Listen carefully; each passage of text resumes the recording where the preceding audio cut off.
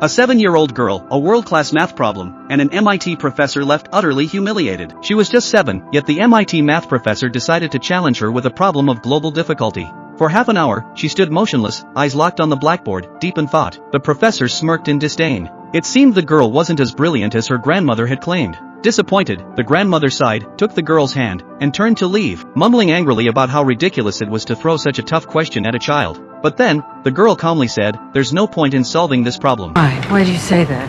It was wrong. What? Stunned, the grandmother immediately pulled her back into the classroom. This time, not only did the girl swiftly correct the mistake in the problem, but she also worked through the solution with effortless precision. The professor was completely dumbfounded. This was a problem that had stumped MIT's entire math department for 20 years. But what intrigued him even more was why she hadn't pointed out the mistake earlier. Frank says I'm not supposed to correct older people.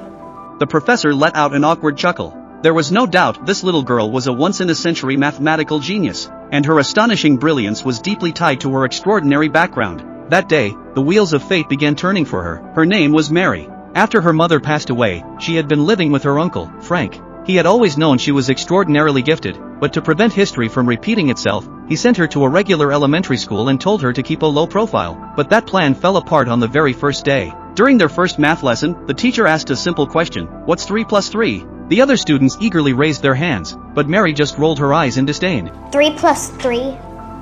Really? What kind of school is this anyway?